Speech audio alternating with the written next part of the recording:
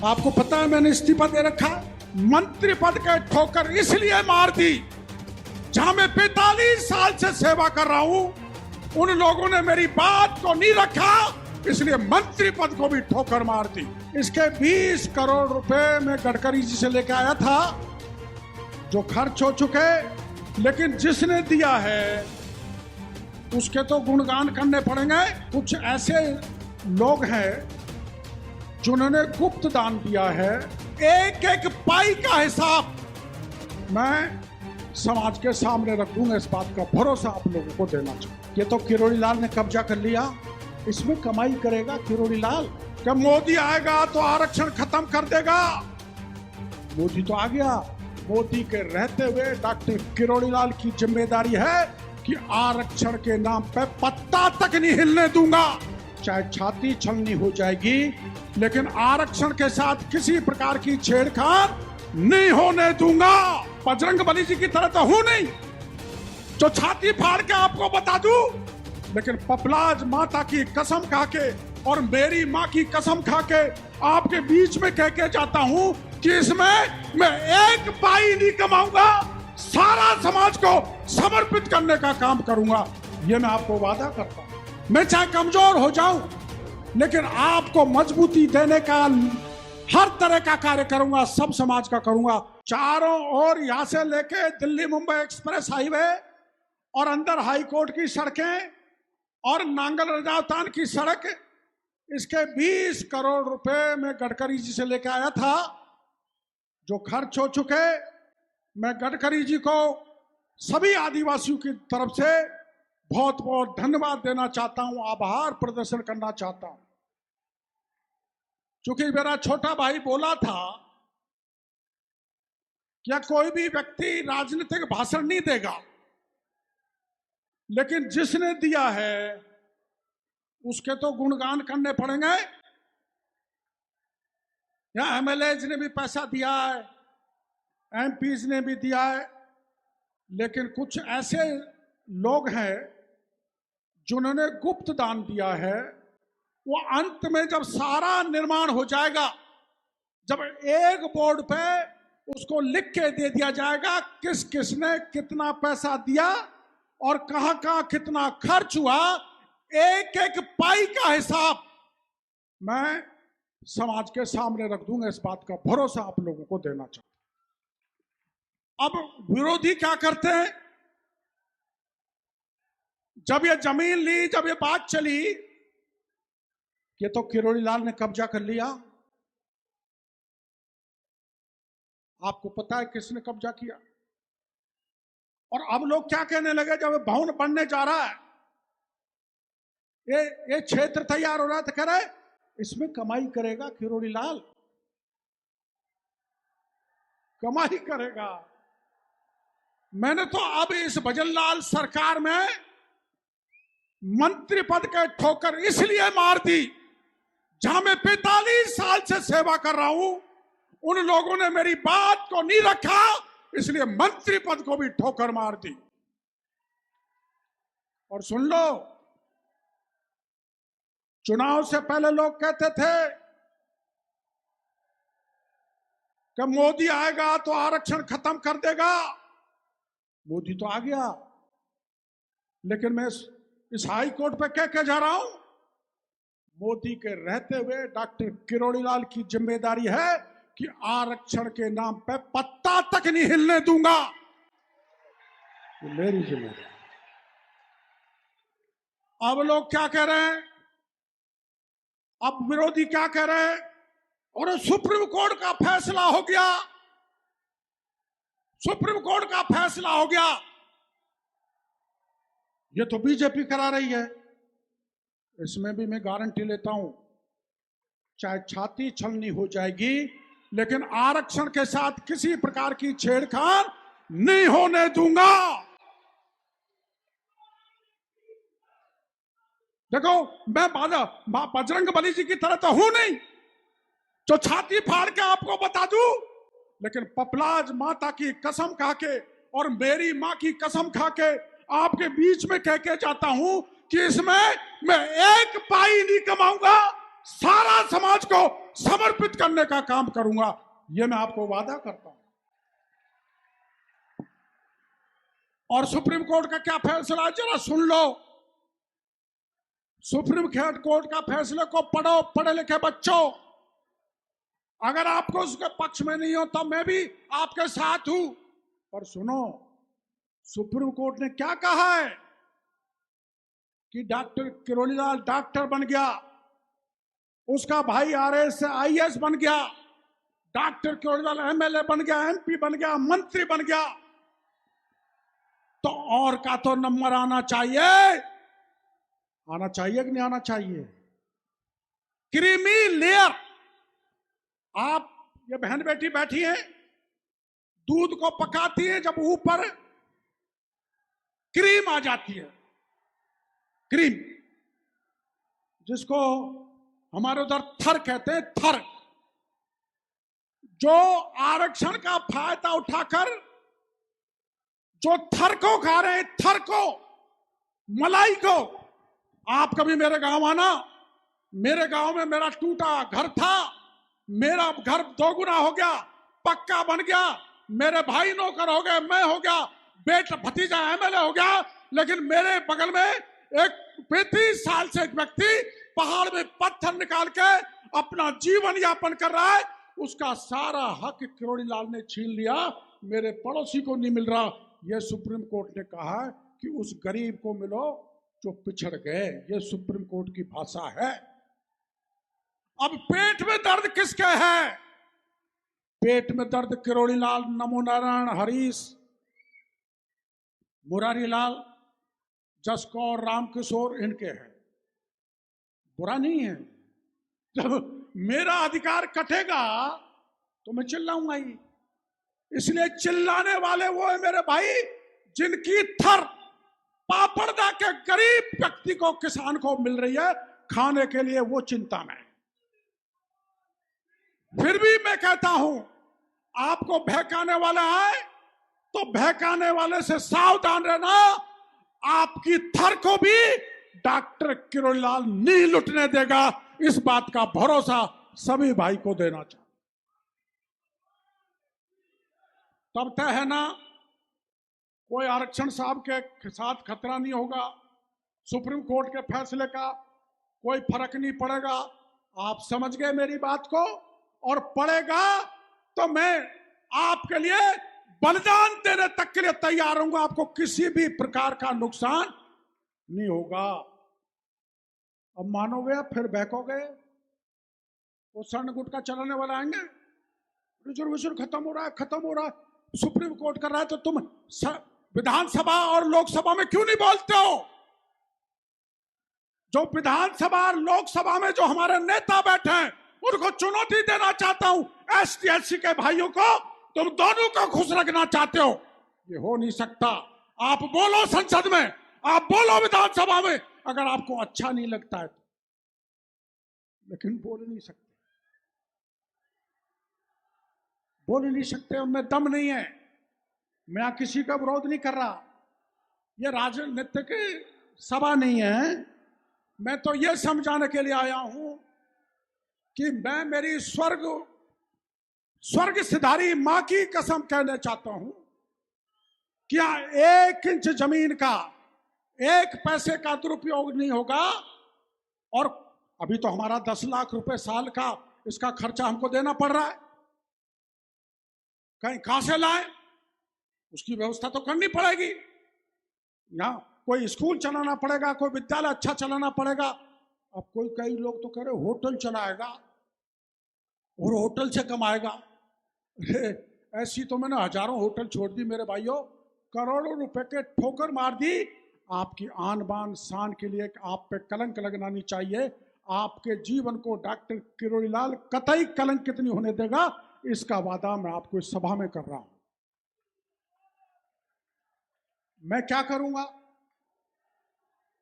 जो घोषणा की है वो तो अलग बात है, पर किसी गरीब की बेटी की शादी नहीं हो रही तो हाई कोर्ट करेगा। किसी गरीब का होशियार बच्चा पढ़ नहीं पा रहा है तो उसको सारा खर्चा निर्णय हाई कोर्ट करेगा।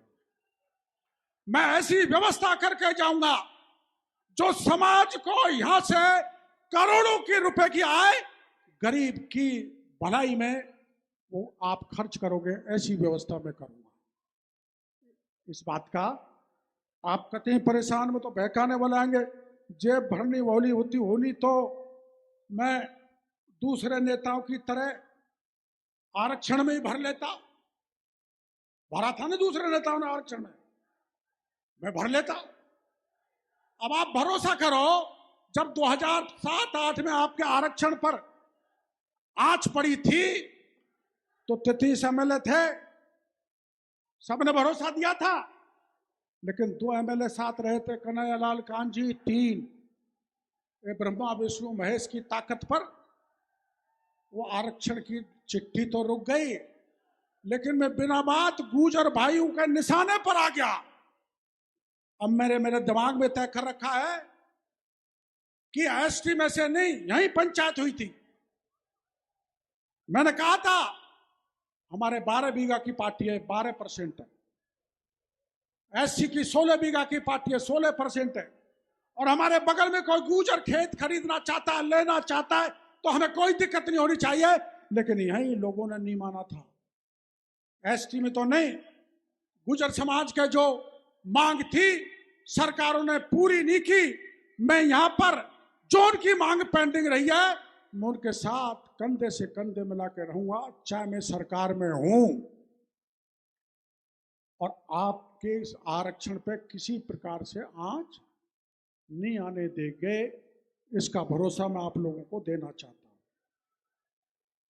ये टोटल 101 बीघा जमीन है मेरे भाइयों, 60 तो इधर है, 41 उधर है।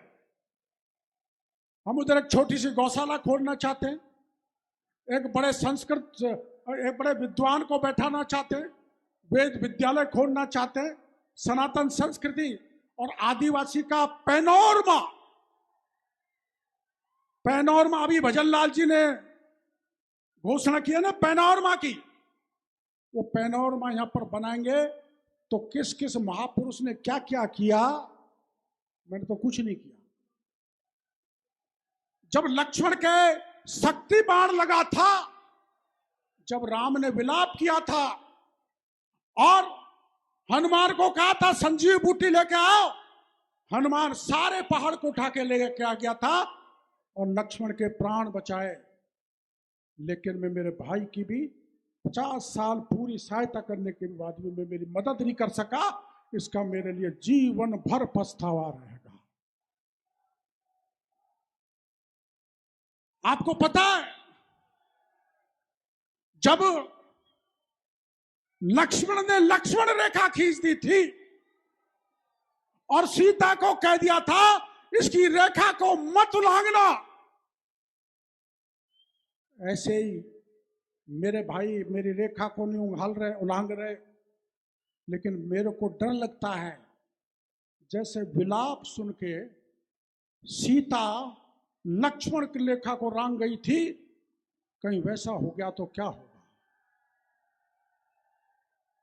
पर राजनीतिक स्वार्थ से हम या कोई काम नहीं कर रहे, पूरा परिवार, पूरा हमारे 3 एमएलए यहां पर है, 4 महेंद्र जी भी हैं और रामविलास जी भी, राजेंद्र जी भी, हमारे सपोर्टर वाले 5-6 विधायक बैठे हैं।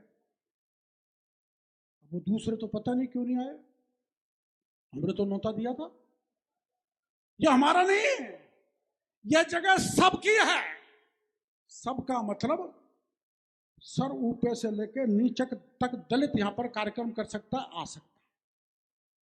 सबका मतलब कोई दल का व्यक्ति यहां पर आ सकता है। हमने तो यहां मोदी जी की बहुत बड़ी सभा की थी, कोई 4 लाख लोग थे, आपने झटका मार दिया, कोई बुरा नहीं माना। हमने तो राहुल गांधी जी को भी यहां पर रुकवाया था, उनकी मेहमानगिरी करवाई थी। इसीलिए न किसी दल का है, न किसी जात का है, न किसी क्षेत्र का है। यह समस्त निर्माण राजस्थान और राजस्थान के बाहर की जनता के लिए बनाया जा रहा है। इस बात की मैं घोषणा करना चाहता हूं। 41 बीघा पीछे कुल एक अब कई बार एक दिक्कत और होती है, हम शुरू से सवाई माधोपुर जिले में रहे हैं और ये दौसा में बाद में जुड़े हैं, भैरव सिंह जी जोड़ कर गए थे। तो ये हमारे लोग काम कराते हैं, मैं करता हूं, तो ये तो बाहर के हैं, हम बाहर के हैं। हमारे विरोधी कहते हैं बाहर के, इनको बाहर करो। अब हमने यहाँ वो पिंटू पापड़दा का लगाया था, 2 साल उसने काम कराया, तो इसको क्यों लगा रखा है? तो हमने बामनवास का लगा दिया बच्चा यहाँ देख रेख के लिए। तो अब क्या कह रहे हैं, बाहर के हैं। भाई बाहर के हैं तो पंचो तुम चाबी संभालो, 28 करोड़ का हिसाब दे देता हूं, इस जगह को संभाल लो। और अंत में मैं यही करने वाला हूं, चाहे 2 साल लगे या 3 साल लगे, चाहे इसमें 100 करोड़ लगे, चाहे 125 करोड़ लगे, चाहे ज्यादा लगे, इसकी पूरी चाबी, पूरा गुच्छा मैं समाज को पकड़ा जाऊंगा, लुटेरों को नहीं। जो समाज की वास्तव में सेवा करे, ऐसे पटेलों को इसकी जिम्मेदारी दूंगा। हमारे यहां अभी बच्चों ने जो प्रदर्शन किया, बड़ी खुशी की बात है, प्रतिभाएं बहुत हैं, कितने कितने अच्छे छोटे छोटे नन्हे मुन्ने बच्चों ने, और वो आदिवासी समाज के हैं, कितना सुंदर प्रदर्शन किया, लेकिन उनको बढ़ावा नहीं मिलता। इनको बढ़ावा देने के लिए मैं, कौन ने सिखाया इनको कर्तव्य, उनसे मिलूंगा, संपर्क करूंगा, लेकिन इनके संस्थान में जहां इनको ट्रेनिंग दी जा रही है, मैं मेरी तरफ से 1,21,000 रुपए जमा कराऊंगा। आपका साथ चाहिए, सहयोग चाहिए। आपने आशीर्वाद दिया तो भी भला है, नहीं दिया तो भी भला है। हम तो सबके साथ मिलकर चलने वाले हैं, और इस जगह पे राजनीति भी नहीं होनी चाहिए। पर जो सामने वाले राजनीति करके बकवास करते हैं, उनको अब डॉक्टर किरोड़ीलाल आगे बर्दाश्त नहीं करेगा। उनको येन केन प्रकार उनका इलाज करेगा, वो सावधान हो जाए। ये धमकी नहीं है। हाई कोर्ट का अपमान चल नहीं सकता। कुछ बच्चे बाहर आके लड़ लेते हैं, हमारे व्यवस्थापक करते हैं, मोटरसाइकिल मत ले जाओ, गाड़ी मत ले जाओ, पान मसाला मत ले जाओ, और ऐसी चीज मत ले जाओ, तो वहां झगड़ लेते हैं। तो अगर झगड़ने वाले अंदर घुस गए तो कौन सी जगह बन जाएगी, तुम जानते हो। इसलिए पूरी व्यवस्था में जिंदा हूं तब तक यहां अवांछित तत्व घुस नहीं सकता। घुसेगा तो सनातनी, धार्मिक और पपलाज माता में भरोसा करने वाला वो यहां पर प्रवेश करेगा। अब मैं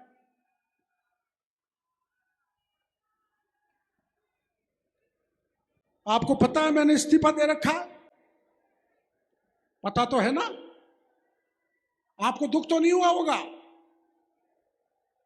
आप जरा छाती पे हाथ रखना, जब से मैं राजनीति में आया हूं तब से आज तक मैंने पार्टी का मान भी दूर करके आपकी मदद की है।